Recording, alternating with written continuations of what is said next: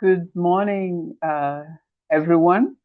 Thanks for being here today. We are glad that you could join us this morning for this webinar. As we wait for others who registered to join, I think we will save time and start on our conversations this morning. I am excited this morning to have a wonderful co-host who will share this platform with us, but will be the main speaker for the morning. For those whom we are meeting for the first time, my name is Judy Kepher-Gona. I will rename myself appropriately because I'm from Sustainable Travel and Tourism Africa, and I am your host for this series of monthly webinars hosted by Sustainable Travel and Tourism Africa. In 2026, this is our third webinar, and we are glad to have all of you. Thank you for being here. We had an overwhelming number of registrations. I know they are from all over the world, and some of them just wanted to register so that they can get the recording from today's session. We had more than 110 persons registering and expressing interest, and that was quite impressive for us, and also showing us that what we are talking about is impactful. If you know anyone who registered or was interested and is not able to join us today, we will send a recording of this webinar, and they can follow it up from our YouTube channel and keep engaging. Today, we are here to talk about a very exciting subject in development of tourism, talking about designing community. Introduce my. I have Henzo Levi, and I also have Tess. They will share communication on the chat, but you can also reach out to them directly if you need any assistance during this broadcast. I also to mention this broadcast is being recorded solely for the purpose of sharing knowledge. Appear as it is, as we have recorded it on our YouTube channel, again, solely for the purposes of sharing knowledge that we would have gathered from today's session. So my co-host today, Phoebe Maina, is the founder, like you can see, of STTA Tours. Phoebe is Kenyan born, raised in Kenya, and is a sustainable tourism leader whose focus is on turning travel into a tool for community impact. So we have the right person for the conversation this morning. In her tour company, she co-creates community blended experiences. Take note that I have used the word co-creates, which means she doesn't sit somewhere and plan the tours. There's a difference when we talk about sustainable tourism. There's a difference when we talk about tourism planning and co-designing tourism.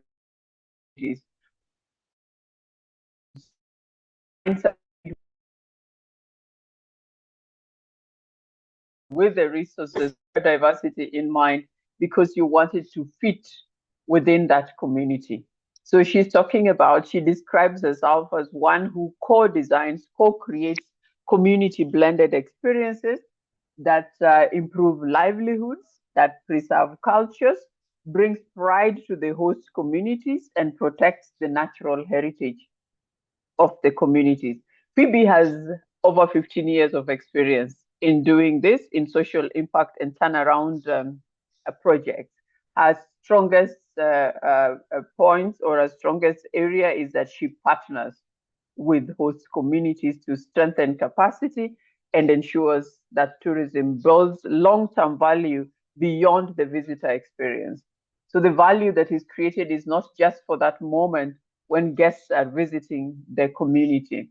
I will let Phoebe say many more things about herself when she starts speaking to us in just about 5 minutes. But allow me to set the tone and frame this conversation that we are having this morning.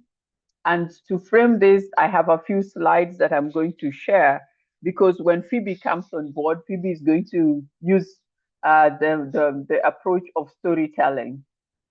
She will not use these slides, but for those of us who want to take something that is written, I'm going to frame the conversation until I bring us to where we listen to Phoebe's story. So I'm going to take us through a journey of tracing community engagement in tourism. Where does it emerge? In what phases has it happened? And what was represented in each of those phases, and where we are at today. But first, allow me to talk about why communities are key to sustainable development of tourism. I have seen from the introductions that many of us come from a background of tourism, or working with communities, or being sustainability leaders or managers or students. So the place of communities in sustainable development of tourism is not strange to us, but just allow me to just remind us again why it is important that we talk about communities when we are talking about sustainable development of tourism. Because I want us to agree right from the beginning that communities are not an add-on, but they are at the core when we talk about sustainable tourism. I have this morning these 4 key arguments for the place of communities, that tourism utilizes substantial community assets, whether it is physical infrastructures, whether it is the natural resources, whether it is cultural and heritage resources.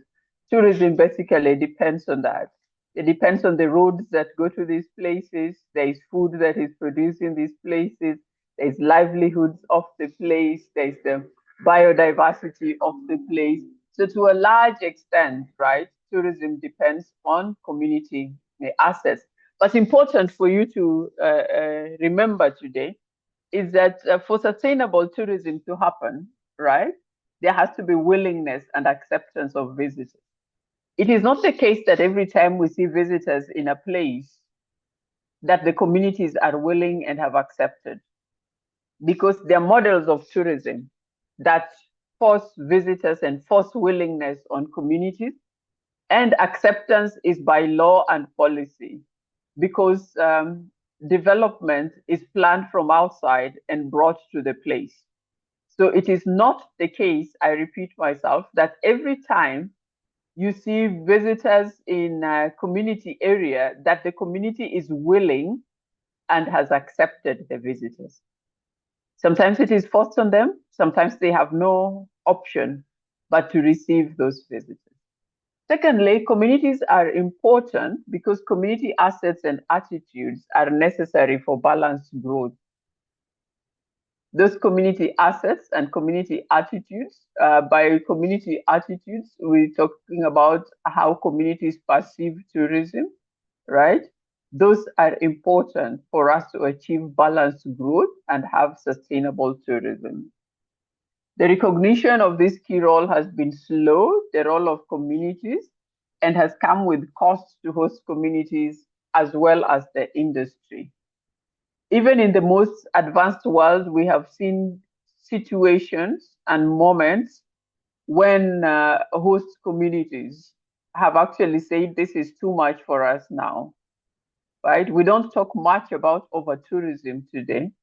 We don't even talk about under-tourism. And by under-tourism, I don't mean that the potential has not been exploited. In my case, when I mention under-tourism, I mean that the benefits and opportunities that are potential for host communities have not been explored or have not been given the attention that they require. So you can have over-tourism and you can have under-tourism in terms of value to communities. So today I want to share with us some phases of community engagement and how it has evolved. over time until we get to the point where today we are talking co-creation. So when we trace the community engagement in tourism, we'll be looking at what I call the era of symbolic engagement. And there's an era of awakening. There's an era of shared values. This is the space of accountability and social responsibility. Then we are now in the era where we call it the era of stewardship, where we're talking about co-creation and co-management. And that is where Phoebe and Steady Tours are operating as. Even as I talk about this and these four eras,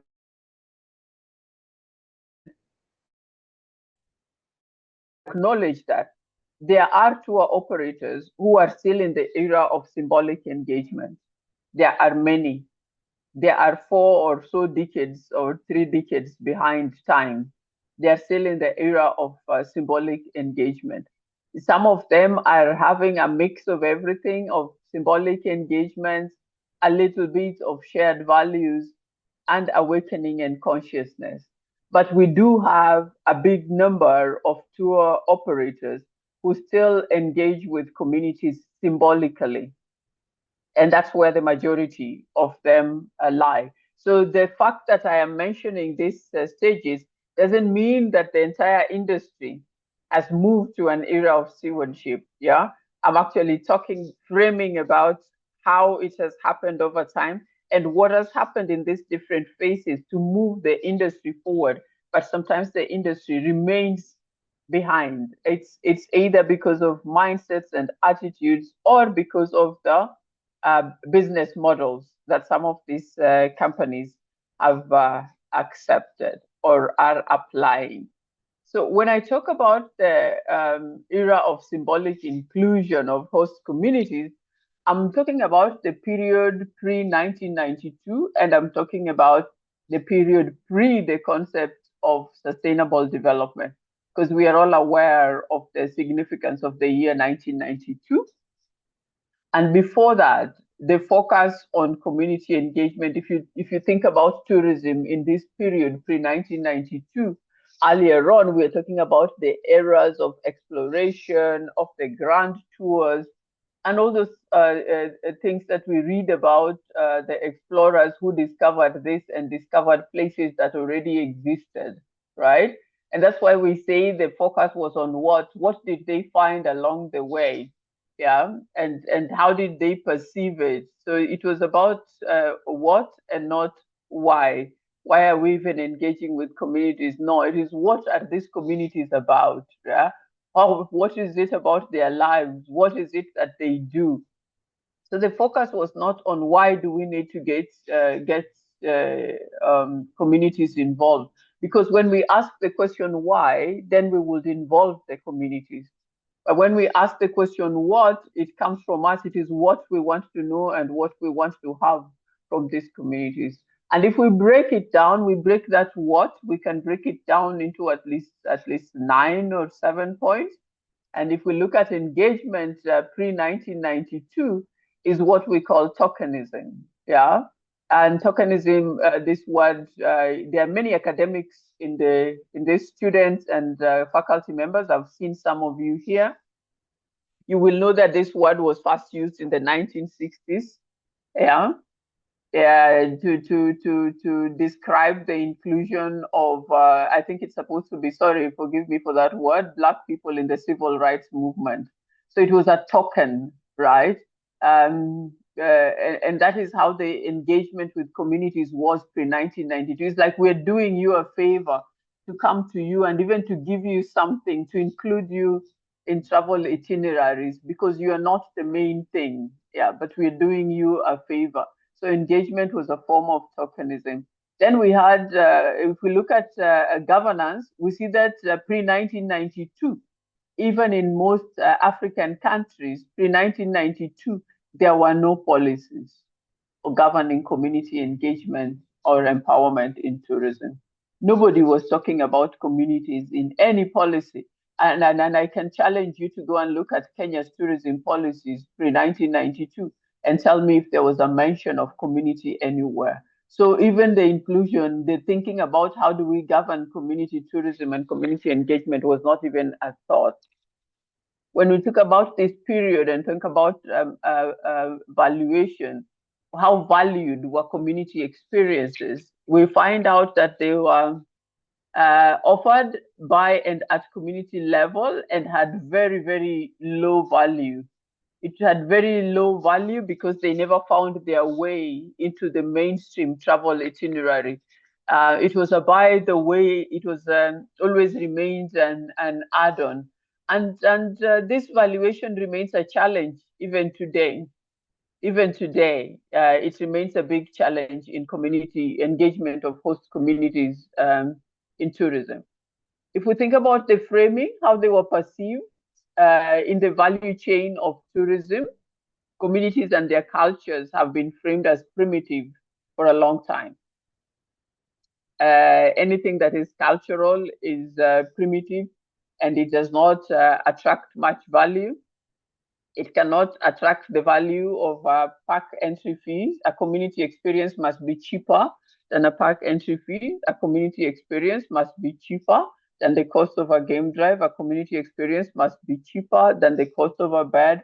Community experience must be cheaper. Yeah. So framed because they were seen as primitive. And you can tell if we were to go back into the historical evaluation from the exploration tours, you will find where this framing comes from. And it comes way back from the scramble for Africa and the introduction of alternative value systems that saw everything cultural as primitive and had to be changed. We even had to change our names in Africa. I'm not going there now, but we even had to change our names because we were told our names were primitive, and we had to get better names that will make us look more civilized. I'm guilty as charged for that. I ended up with the names that I have. Yeah. But so the framing of communities and their cultures were framed as primitive, and that had an impact as the tourism industry evolved.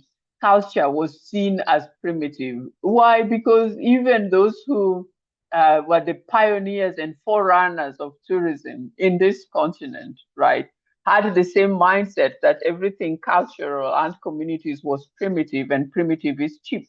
And that is the origin of the cheapness, quote unquote, of culture and heritage experiences. I will go very fast, homogenization of communities where the communities are meant to look the same across countries.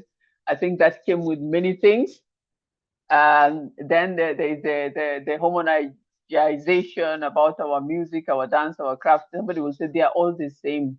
They are all the same. They beat their drums and they move their bodies and they have vibrant colors and all those kind of things. Not knowing that all those things are very different and they mean different things in different places, right?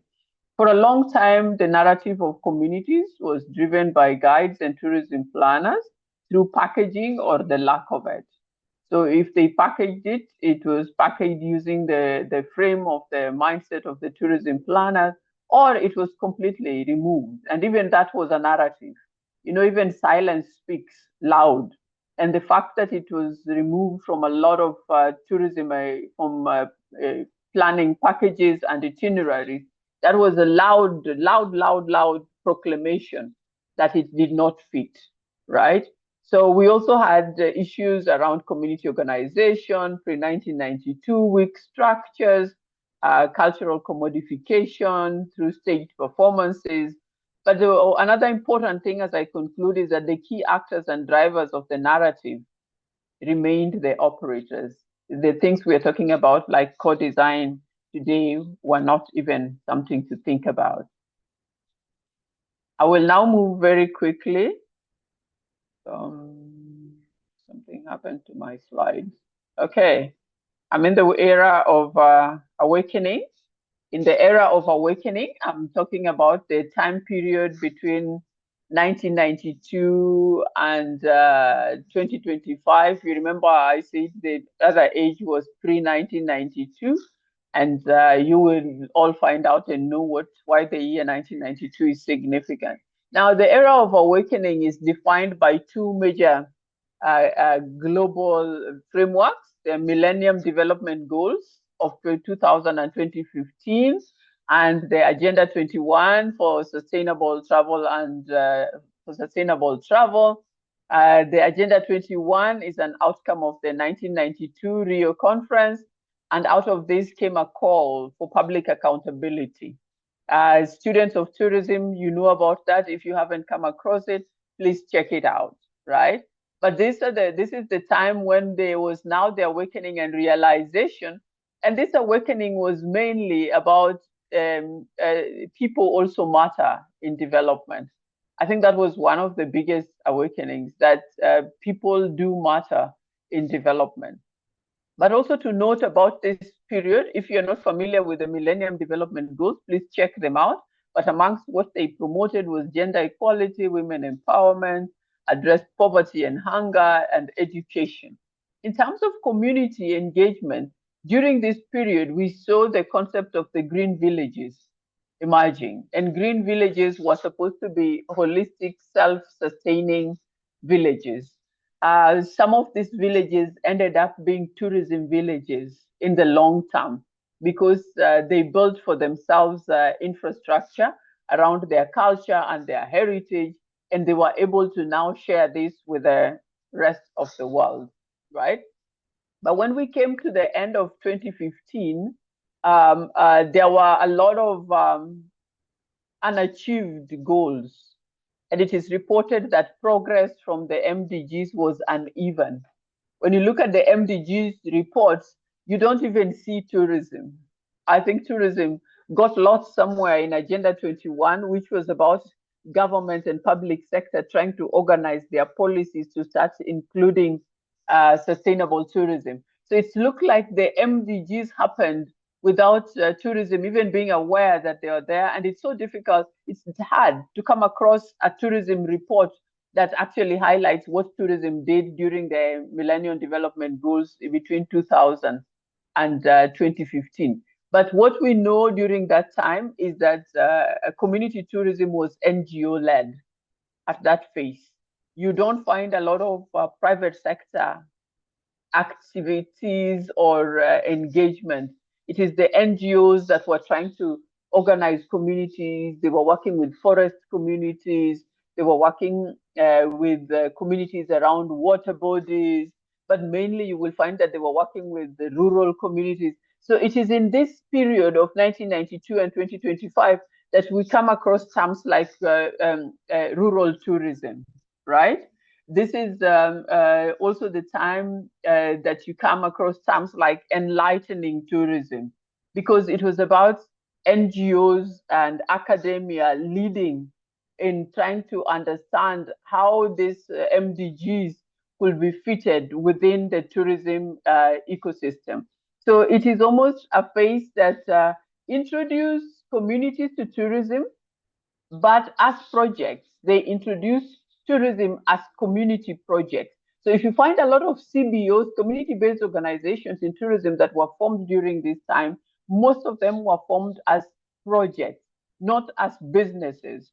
And it was a problem for a long time to break out of seeing communities as community tourism as not-for-profit organizations, right? Organized as a community-based organization, not with products, not with experiences, not with services, but with activities. So they were activity-based tourism organizations. I want to move faster. When we do our trainings on engaging with communities, we go into the details of these frameworks. If you attend our training, we go into the details and we discuss all of these things in a little bit more detail. I want to go into the era of shared values. And now we are talking from 2017. And here we now have 17 shared values. 17 powerful shared values that actually begin to shift things around. So it is the era of shifting things around. We see policy shifts. We see ownership shifts.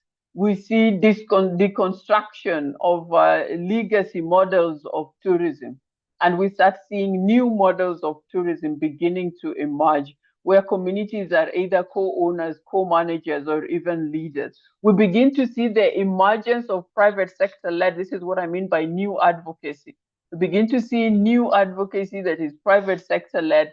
We begin to see private sector-led organizations that are now taking the mantle out of the hands of the traditional NGOs that led in the era of awareness. And so new advocacy for community tourism. And we begin to hear more of shifts from even talking about community-based tourism to community-led tourism. So this is the deconstructing of legacy models, the policy shifts that we're talking about, the mindset shifts that you're talking about. We see a shift from just community being participants to being empowered, to leading in governance. And we see a complete awakening against tokenism. And many organizations are strong and strong voices. Some of the voices that started in the era of awareness become even stronger. We have organizations like Tourism Concerns that start to speak openly about how tourism is exploitative for communities, how tourism has symbolic engagement and participation, and they begin to put the numbers and demand for accountability. It is the first time that we now begin to hear about numbers that come out of these organizations talking about what remains of tourism spent in destinations within the communities. So there is a new advocacy, there is a shared global values, and now it is possible even to pin tourism down with these values, these 17 values. So it is a very important era of the shift towards the shared value. The last place where we are at today, we call it the next frontier beyond 2030. And this is what we talk about, the era of co-creation and co-management. And in this era, governance is very important. In this era, institutionalization is very important. In this era, skilling of communities and building their capacities is very important. And not to say, when I talk about building capacity, I don't mean that we are going to spend more and more and more and more and more time getting communities into meeting rooms and not putting money aside to actually get them investing and becoming investors and co-owners in tourism. And that's why I didn't even put here capacity building, because capacity building has been abused and misused when it comes to communities. And the outcomes are more urgent for the ones who are supporting the capacity building than to see complete shifts in the community. So we are saying this is the era of reframing and it's the era of power shift. We want to see alignments with the new global values. We want to see institutions that are community-led. We want to see power in the hands of community. We want to see investment shifts where the policy does not just say, but it provides for communities to invest in tourism. We want to see numbers and accountability used in decision making to see what is the value that goes to community. We have seen this is the era also of digital disruption, because travel has been changed significantly by digitization. This is the era where the marketing narratives must evolve. This is the era where company reporting narratives must evolve. This is where narratives in policy and destinations reporting must evolve. This is the era where the tourism writing should evolve. And we should not be looking at communities again as add-ons, but as part and parcel of the tourism development. So as I finish today, I want to remind us again about the sustainability mindset. And this statement is a statement coming out of thinking and reflecting after engaging with hundreds, many small, big, huge, large, different countries, community tourism engagement models. I have seen many of them. And one thing I am convinced about is that sustainability is not doing better than others or just fitting in to what a model. It requires a complete change of mindset. It is a mindset that is deliberate on doing what is right, acceptable, and valuable for the people and planet, always without expecting accolades. And now, allow me to, I have taken you through a class session, a one-on-one on engagement with communities. Now, let's hear the storyteller herself, Phoebe.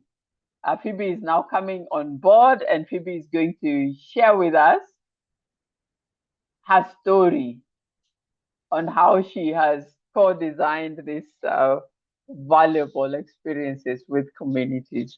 So Phoebe, most welcome. And sorry for taking much of your time, but I thought I would frame today.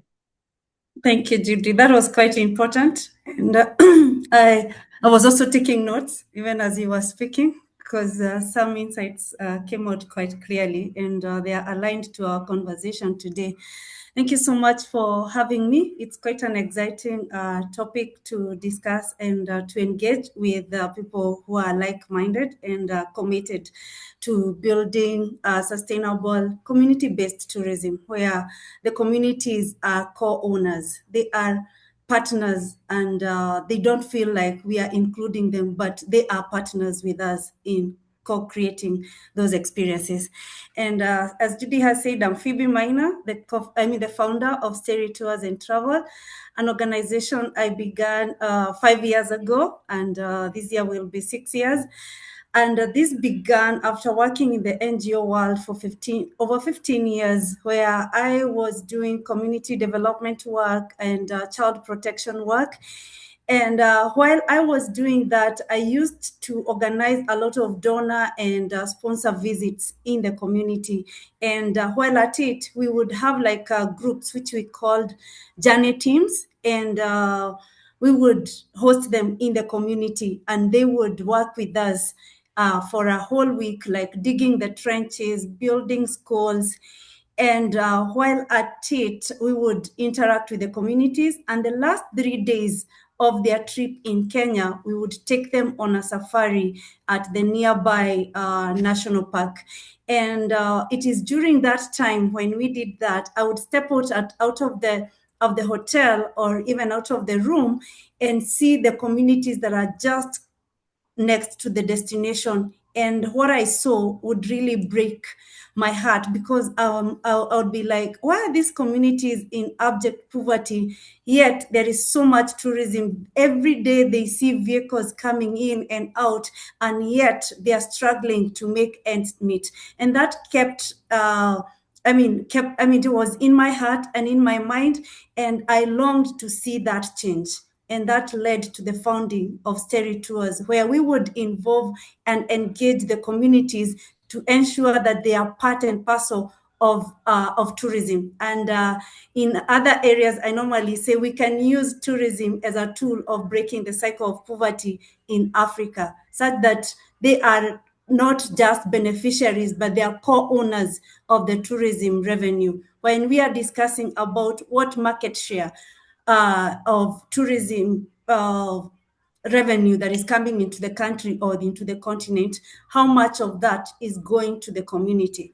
And it's been quite interesting. It's a quite interesting journey that I'm willing to share with us.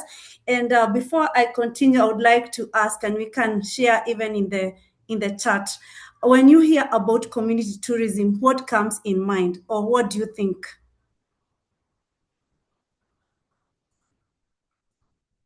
You can either type or even raise your hand and tell us what comes into your mind.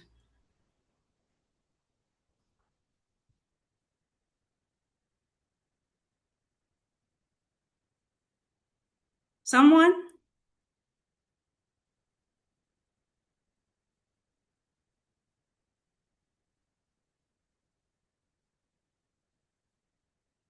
I can see others are saying authentic experiences.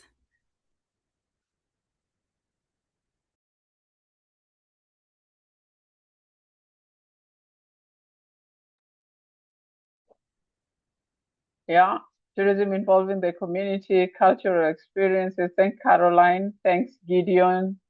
Thanks George for saying authentic experiences. Anyone else? David says tourism that benefits local people directly while giving visitors real cultural experience. Thank you, David from ZTech, for your contribution. Thank you. I really Any like more that. contribution? Yes, yes, David. Well said, David. Very well said. Anybody else?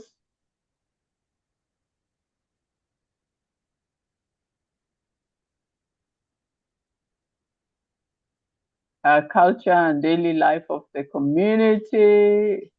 Thank you, Neil. Activities designed with the communities. Laura, Kaisha, thank you for your contribution. Yes, we see Phoebe, I can see words emerging like involve, design, benefits, yeah, from your Yeah, cultural question. exchange. Exchange, yes, yeah. We are picking some keywords from your contributions. Tourism that shows, Right. it's showing, yeah, the plight of the community, real life background, perpetual Asante, Asante, yeah. We can see there's the activities, yeah. I'm just picking keywords. If you're, yeah, okay. Oh, okay. Good. All right, then Phoebe, we might continue. Marcy says focus on cultural exchange, supporting local communities. Right, so there's the word support emerging from there. Thank you, Marcy. Yeah. Thank you. Okay, Phoebe, I think you Okay. can continue. Okay, thank you so much, guys. I really like what I'm seeing and what comes into your mind, especially activities or other experiences that are designed with the communities so that the visitors get the real cultural experiences with the community. And someone else also mentioned knowledge and cultural exchange. That is also quite important and quite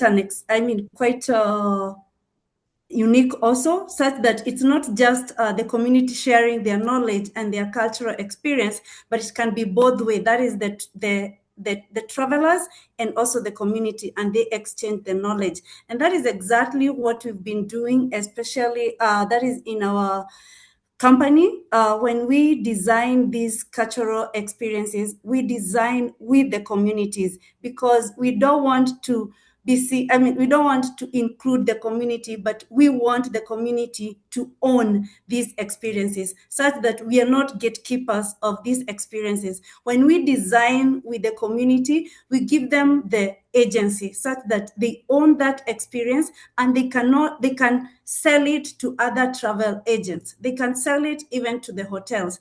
But you see, in most cases, sometimes as industry players, you want, once you have co-created that experience, to belong to Steri Tours. But you see now, when it belongs to Steri Tours, what happens to the community when Steri Tours is not bringing the visitors to that community?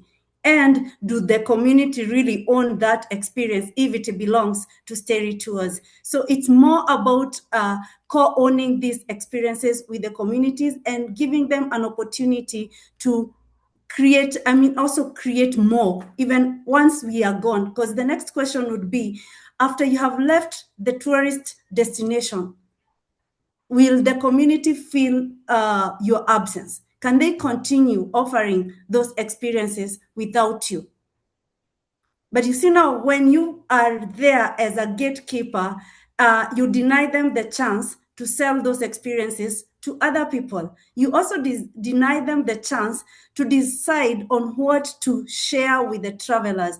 And also you deny them the chance to say, this is more than what we want to offer or what we want to showcase, because you are the decision maker. So when we talk about blended tourism experiences, it also means not just co-owning, but also giving the communities a chance to make the decisions.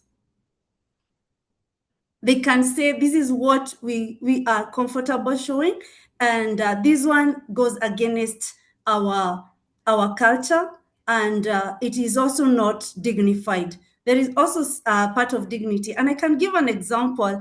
There is this time I went with a guest somewhere in one of the popular destinations in this country. And when we went into that place, we were ushered in even into their houses. And I would want you to pause a bit and ask yourself, when the guests come to your house, do you take them to your bedroom? And why is it okay when we are doing quote unquote cultural tourism, we make the community members taking the guests into their houses, into their bedrooms, sit on the bed? It is quite demeaning, and I'm glad that one of the guests came directly to me and was like, Phoebe, I was very, very uncomfortable. And it's the same with me. It's like, why were we taken into into the community members' house and sat on their bed? That is infringing into their privacy. And if you sat down with a community member and you asked them, is it okay for the guest to get into your house and even get into your bedroom? Sometimes they might say yes because they want the few shillings that they get from that experience. But when you have authentic conversations with them, they'll tell you that bit, we are not okay with that. And so that's why now we come back to like involving them from the word go. And we are doing this, we have continued to do this in Taita community. We are doing at Laikipia Conservancies, the community-owned conservancies. Last week, my team was in Tanzania co-creating, or rather collecting data so that we get to know what experiences would work best for these communities, so that it comes from the community. It's not us sitting in an office somewhere in Nairobi and designing these experiences and putting a package together and selling it. But so how we design it from the beginning, we engage the community. We first of all do the research so that it is also data driven. And then that tells us what experiences are available in that destination. What does the community think about tourism? How is it going to benefit them? How would they want us to co-create these experiences? Because as Judy said at the beginning, how the foreigners, when they came, they thought our experiences, our culture is the same because we are African, our colors and how we dance. But you all agree with me, it's not the same. As much as we are in Kenya, we have 44 tribes. You move from one region to the next, there is the way they do things, and it's totally different from the other community. And understanding that, it also helps the industry players in co-creating these experiences because they are unique to every community. And so we do the research, and then after doing the research, we come back after the report writing and the analysis of the data. We sit down with the community and co-create now those experiences. And sometimes you're not even in a hurry to come up with a product. We take as much time as we can in a certain community and come up with, even if it is 2 experiences, but experiences that are authentically made, experiences that respect the community, and also we give the community the chance to come up with the pricing of the experience. Of course, now we come in as industry expertise to help them in coming with the best price. As Judy said at the beginning, sometimes, or rather most of the time, and for the longest time, the cultural experiences, they are looked at as the lesser experience. They can't cost the same as the park fee. They can't cost the same as the accommodation. They can't cost the same as the food, but it is a rich experience. And from the experience I've had with the guests, they are willing to pay as much because it leaves them changed. It leaves them transformed. And I would like to give also another example of some guests I took to Taita. And we had just included that experience in their whole package. And so they didn't even know what to expect, as much as we had given them some info before. And when they got there, the community was quite welcoming. They dressed them in their cultural attire. They warmed the drums together. They danced together. They were not even in a hurry. There was storytelling. They asked the questions. And they went with one of the guides from the office, and there was also the local guide at the community level.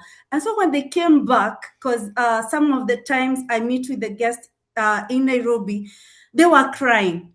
They were like, they thought this is the usual cultural experience. So these people are here to perform for us and they expect money in exchange. And they were shocked. The community was very open. They wanted to share knowledge. They wanted to share their culture. And the guests were in tears. What they didn't know that we had included the cost in the package. So I had to tell them afterwards. But beside the cost that we had charged for that experience, of which 90% goes directly to the community, they also tipped heavily because of how the experience left them feeling. And that is what we are talking about, how much money is left in the community. And can the community see that they are getting the market share of tourism in their destination? And so this goes to the other question. In the communities that you're working with, how much of those experiences is created together with the community? And if you left, would the community be left empowered, or they'll feel it's a loss, and or rather they'll be like, okay, good readers? I hope my question is clear.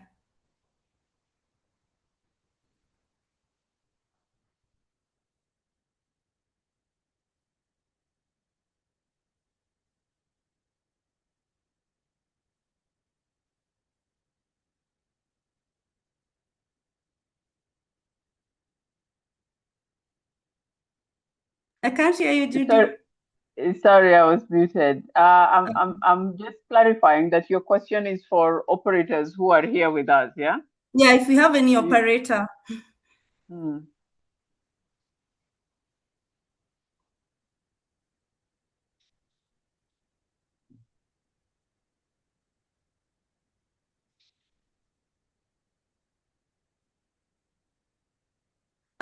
Maybe as we wait, I can see a question from Mercy.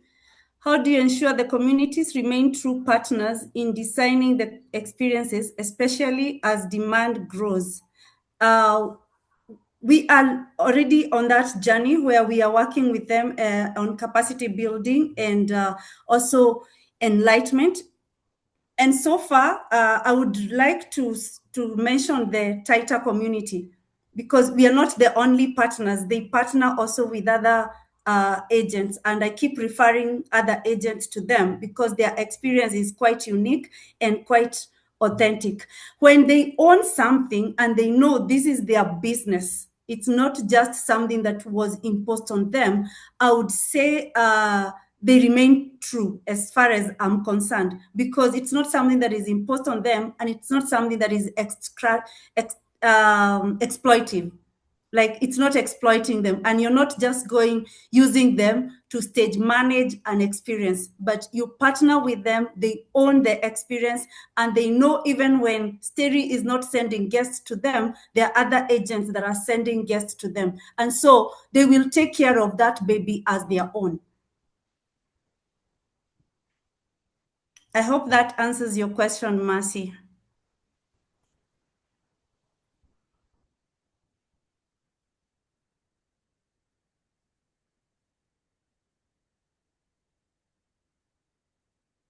Yes. Okay. I think it's well answered, Phoebe. Yeah. Okay. Okay. Thank you.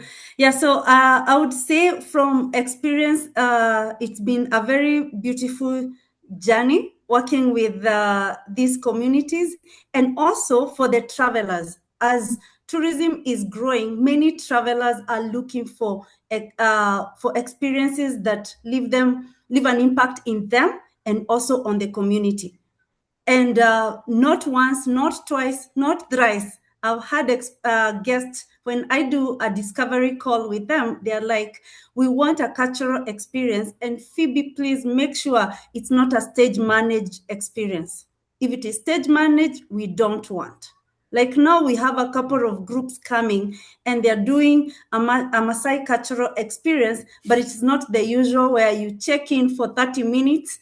I don't know how many of us have experienced that experience where you check in a community. And it's not just in the Maasai community, it cuts across the country. You get into a community, you do actually, I don't know for a better word, Judy, if I'm allowed to use this, but it's called tourism. I don't know, it's not tourism, but it's called poverty porn, where Yes. people, Okay. yes, where people just go and just see how poor Africa is, how poor our people is, do some donation and leave some $200 to this community.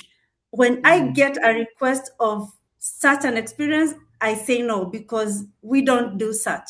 And we don't do poverty tourism. We do experiences that leave an impact on the community and also on the traveler. And with education and awareness on our travelers, more and more are inquiring and booking those experiences. And so let me take you back to the experience I wanted to mention, which I'm partnering with some community in Maasai land. And this group will be there for 3 days.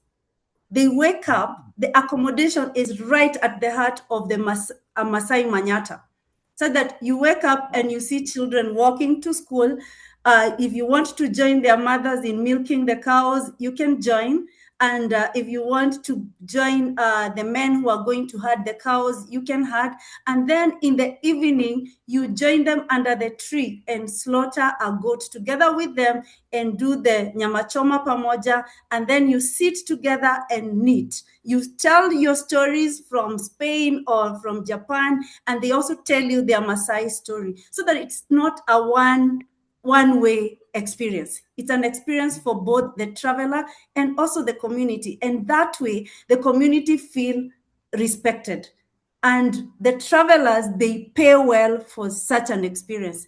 If any traveler comes and they want to negotiate, especially on the cultural experience, I'm very hard on that. I'm like, for this experience, because of the communities that we work with and we want to pay them well, we can't lower the cost.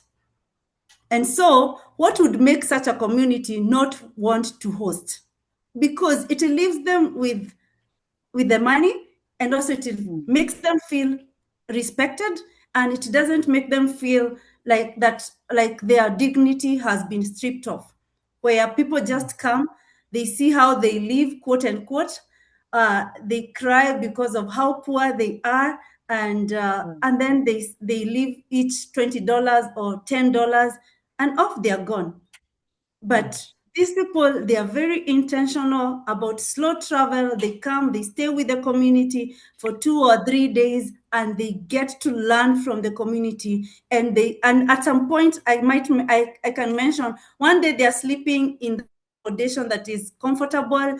Then the following day, they will sleep in the wild together with some morans, and some grasses have been put. And this is an experience that has been created together with the community.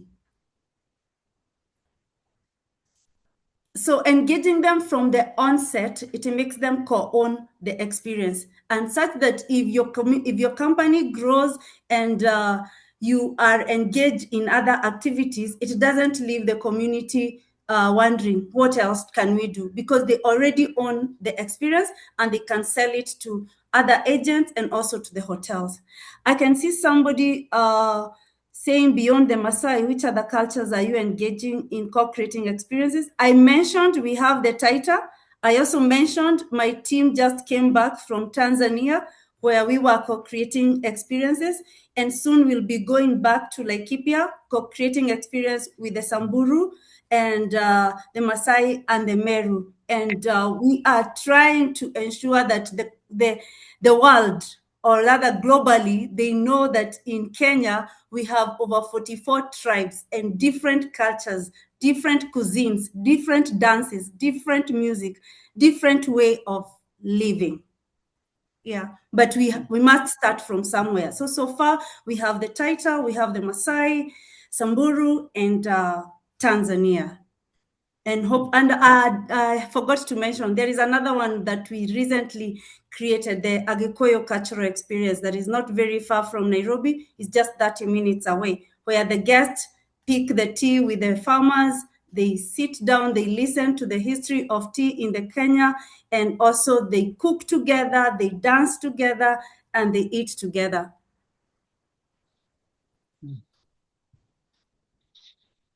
Interesting. Another question?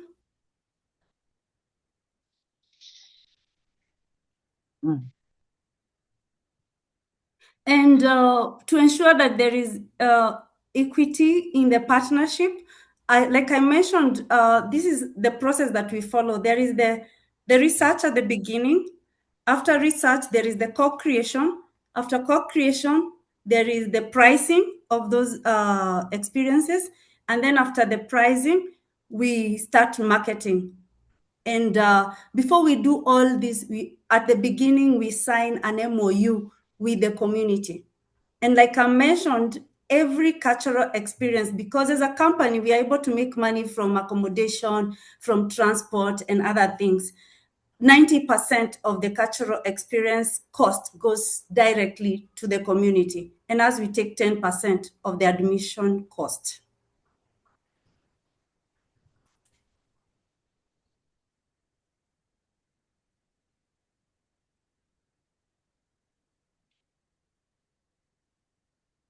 Okay. We are taking questions. I had mentioned earlier in the chat that you can use the chat to ask your questions. Yes. Phoebe, I have learned a number of things from listening to you, and now I can comfortably speak about community blended tours. I can talk about them being intentional, to include every voice and every interest. I can talk about them being intentional to create value for the host communities, intentional in fair share, even more than fair. I think when 90% is retained in the community, that is beyond just being shared. That is a true case of equity. So under intentional, I have a number of things that community blended tours need to be intentional. You have mentioned about them being slow. They are not hurried, therefore they are not performative. They are organized to showcase and share, not to showcase, but to create an experience of a fully lived life of the people. 3 days, when you spend 3 days, when you sleep and wake up in the same place and are engaged in the same place, then you really have learned the ways of the people. You have not just experienced a few performances of the lives of the people. I like that it is slow, and because it is slow, it makes it immersive. And one of the things that I have noted for myself here, that cultural tourism or community tourism cannot be immersive if it is not slow and intentional. And I just picked that from listening to you. You highlighted the one thing that all of us have known for a long time, but don't even know whether we practice it, is that it has to be community blended tours are respectful. They keep boundaries and they allow the communities to put those boundaries of how far we can go and what we can do. And you used a very common issue that happens, particularly in cultural manyatas, where we are excited, guides are excited to take guests into the living bedroom spaces of the communities. And then you have talked about the value to the community. You have emphasized that if you create value, the community benefits even when you are not there. And this value is created when you stop gatekeeping what you have co-designed with the community so that you are the only one who is able to experience or sell that particular tour. But instead, when you create value, you allow the community that they can sell the same experience by giving them agency. So I have learned so much, and now I can talk about what is a community blended tour and how is it designed. You have given us even the formula, the methodology. You have to start by getting into an agreement with the community. Then you do your deep research about what is possible, what is existing now, and what is possible. Out of that knowledge, you co-create, co-design together with the community. Then you talk about implementation, where you're talking about the pricing and the marketing and the sharing of the values and the costs that are charged. I've really, I can now talk confidently about what is a community blended tour. What does it take to come up with one? And what are the values? What are the principles that I just read of a community blended tour? So I think we have had a classroom. We have actually had a good classroom this morning from you, Phoebe, learning new things that we can now talk about the principles of community blended tours and the methodologies for coming up with one, right? This is my learning this morning. I want us to share as we ask our questions. I also want us to share what has been your profound learning. What has been your profound learning from listening to Phoebe this morning? As we say that, Phoebe, I can see more questions have come after Bridget. Mercy saying, looking back, what would you prioritize differently in the early stages to make the model more financially stable? Mr. Makami is also has a question. I think you can see them on the chart. When working with communities, do you have issues with local elites among the communities? And Mr. Charles from ZTech, what is your view on emerging cultures, especially the youth-driven? Yeah. And can Phoebe kindly share her email address? That will be available. But Phoebe, if you can take on Marcy, Mr. Makumi, and Charles. Okay. Thank you so much. Marcy, looking back, like that example I gave, one, actually, it has taken me back to when I was working in the NGO sector. And I worked as a program manager, and at the same time, I am the one who is to accompany the donors and the sponsors to these communities. And it would break my heart where we would go to the community to spend the entire day digging trenches or building classroom or a dispensary. But as we were staying in a hotel, not very far from the community, but of course it's a nice hotel, and we would come with our packed lunch. And when we came with our packed lunch, during lunch break, we would take a break and go somewhere aside, away from the community, and have our packed lunch, and then come back and continue with the work. And don't forget, we also had bottled water. And I I didn't have much power to change that, and but it gave me insights on what I'm building today, because I would prioritize involving the community from the word go, even when you are doing projects with the community. Because when you check in a full bus of foreigners working with us as community, and then when lunchtime comes, you take a break to go take your special lunch, and yet we've been working together, it didn't sit well with the community and also with me as a leader then. So at the early stages, whether it is a community development work, whether it's a donor visit, I would engage the community and also understand what are the do's and the don'ts, so that you don't leave the community more damaged than it was before you came. Because in that case, I felt like we were leaving the community feeling they were lesser human beings than us, you know?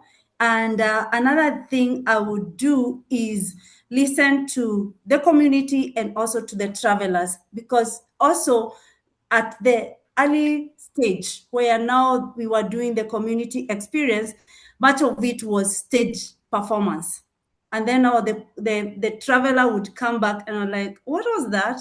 Why did we do that? And because we just went, they danced for us, and then we left. So I would do it differently at the early stage. And if somebody is beginning a travel agency, or I mean as a tour operator, you can avoid those mistakes from the beginning, so that you don't just curate experiences for the sake of it, and you don't just call it sustainable tourism because you'll show up and plant trees with the community and then go, or you'll show up and the community dances for your guests and then you leave. You can take time to curate those experiences with the community, and for the community and for the traveler and for us all. And Mr. Makumi said, have you had issues with the local elites among these communities influencing community decisions? Yes, I have. I won't mention the community, but there is one where I was doing an experience, and the gatekeepers, and you know, we have gatekeepers everywhere, not only even in the tourism industry, and they want, like, they are charging a hefty amount of money for, I had some guests, they were landing there in choppers, and we were like, we want everybody to benefit, including the security, the people who are slaughtering the goat, the people who are selling the goats.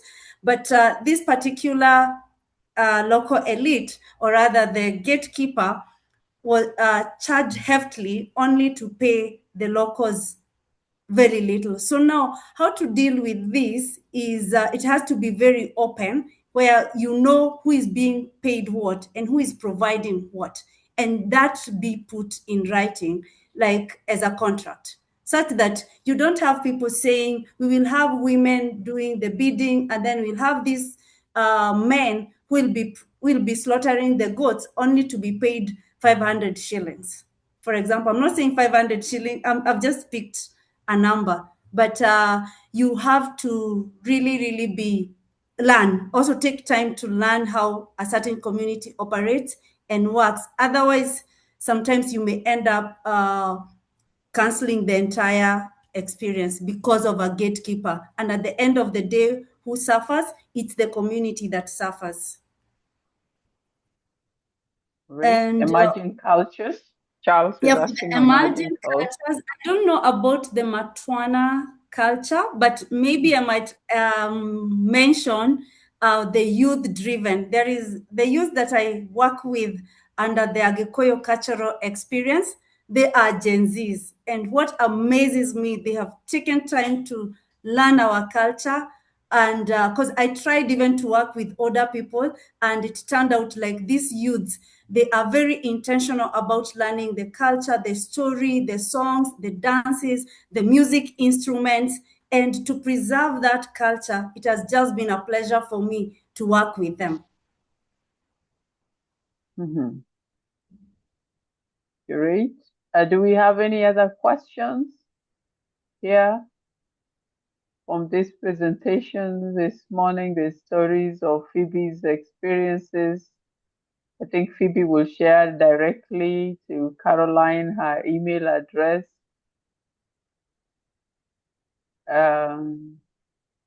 Okay, Charles is telling us what the culture is. Oh, now I get it. Okay, fine. We're already doing that. It's only that I didn't get it's called Matwana. I think I need to update myself. Me too. I've had guests Yes. who really love that, who love the Matatu cultural experience. And I really love when the client wants us to include that. And also when I propose it to them, they get excited because they say they can't find that experience anywhere else other than Nairobi. And I personally accompany the guests when we are doing a Matatu experience, where we pick them with the matatu from the from the hotel, and we do a Nairobi city tour. and we get dropped somewhere and we walk together and then get back to the hotel in a matatu. And it's quite an experience also. It's culture doesn't have to always be, like the way we used to do things the old ways. There is also the youth culture, and that defines who we are as Nairobians or as Kenyans. Yeah. So yes, we include that, and it is for a specific group of travelers, because not every traveler enjoys that. Others enjoy history, others enjoy the food, and there are those that will enjoy the matatu experience. Thank you. Thank you so much for your engagement. Thank you, Neil, for your vessel, for your comment on Phoebe sharing her co-creating experiences. Yes, we are many of us who have learned.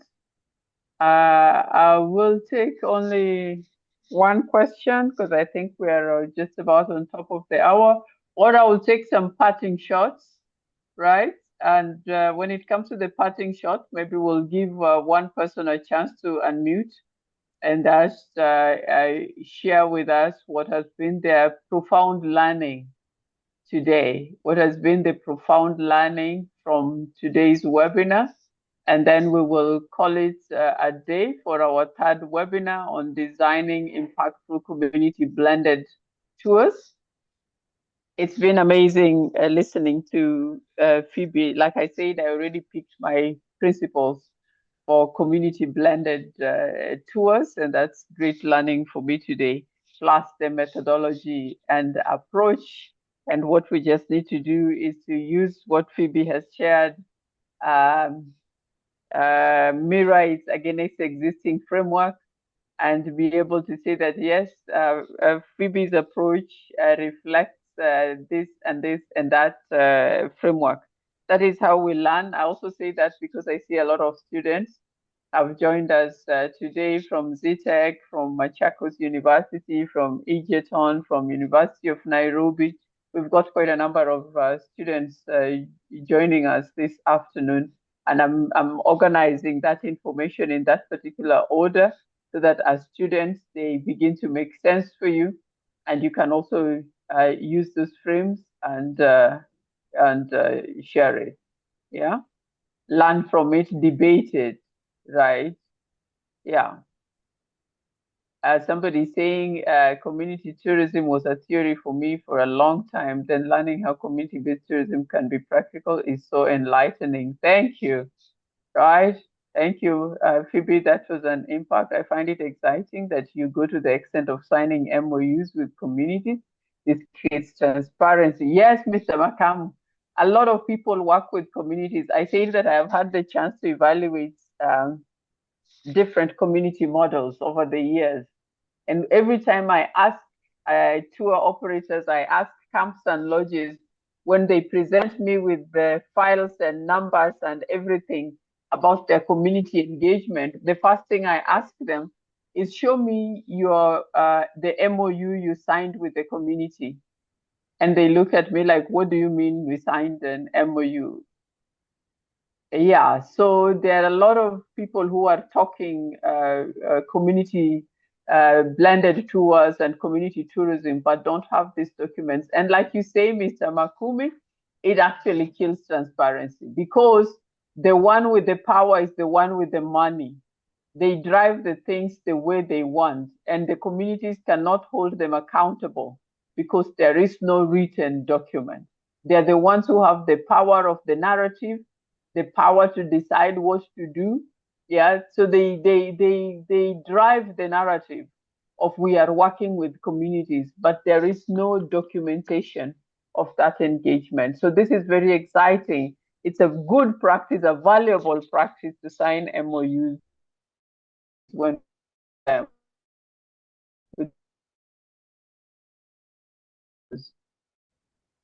thank you. Any other valuable learning? We are learning together. You know, you might could have picked something that I forgot about, or I didn't see, or I didn't pick up. That's why I'm asking for any valuable, profound learnings that you can share with the rest of us from today. We have learned so much already. from listening to Phoebe. I don't see any hands up.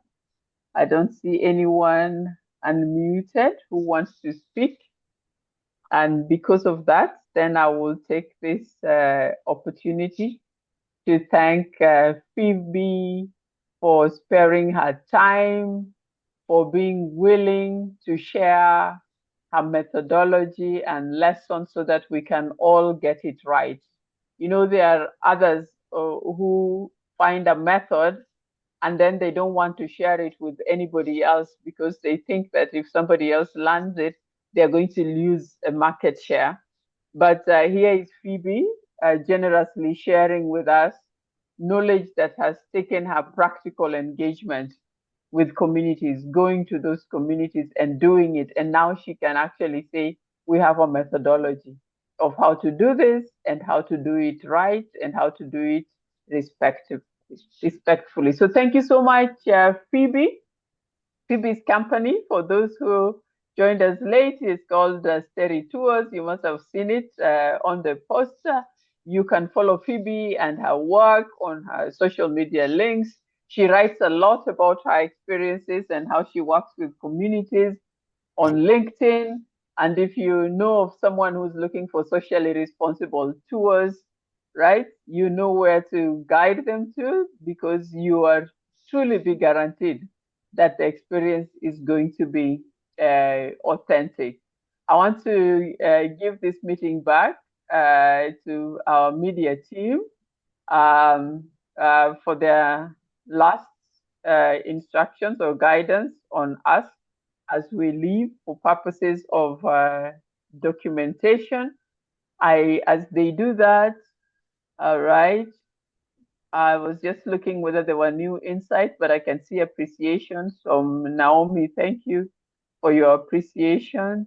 Mr. Charles from ZTech, thank you for your appreciation. You say my special mention to the students who show commitment to such webinars. You are indeed the potential captains. Yes, they are, Charles. Yes, they are. We must keep mentoring them. And thank you, all the students who showed up here today. I've seen so many students from ZTech University and all the universities that I mentioned, and all of you who showed up. We truly appreciate your engagement this afternoon, this morning, and now afternoon.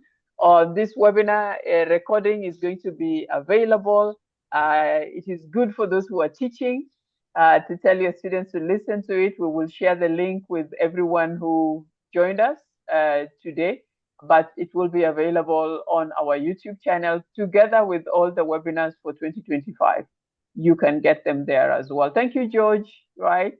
Good to see you again. I know you're doing a great job at Soroi Collection. Keep learning and keep growing. Thanks everyone for coming over to Henzo. I think for just one housekeeping for recording. Thank you. Thank you so much. I look forward to seeing you at the next webinar. Let me tell you, the next webinar is also exciting. As you may have known by now, I try to host women founders or women leaders, and it is a space that I work in deliberately because you don't find many of them. Recently, there is a list that has announced leading managers of tourism or hotels in Africa, and 94% are men. So you can see that we still need spaces for representation and voices, and that's why I'm hosting. So next month, I'm hosting a young lady from Zanzibar, and she has a destination management company on 21st of April. And she's going to tell us how a destination management company can drive sustainability in a destination. It's a powerful one. Come listen to this young, courageous woman in Zanzibar that is running a successful destination management company that is anchored on sustainability, is at the forefront of community engagement, women empowerment, fair prices, justice systems. She's just doing everything she could in her little frame. She's extremely powerful. So don't miss out my conversation with Buibi next month on 21st of April. You will receive that communication. Over to you, Henzo. Okay. Thank you, Judy. Thank you, everyone, for joining us for this session. We have all learned a lot. Judy has mentioned many things. Phoebe has also brought up very many pertinent issues within the industry and within her experience and purview. So, just a small housekeeping item. I'd ask us all to turn on our video if we can for a quick photo, quick memorabilia from the session. I don't know if everyone can turn their camera on. If you can, if you're somewhere that you can turn your camera on. Thank you. Thank you, George. Thank you, Mr. Charles. Thank you. Gallery. Yeah, so just turn our cameras on so we can see all our beautiful faces this afternoon. All our learned faces. Yep, yep. Okay, I'm seeing more and more people. I'll just take a quick screenshot.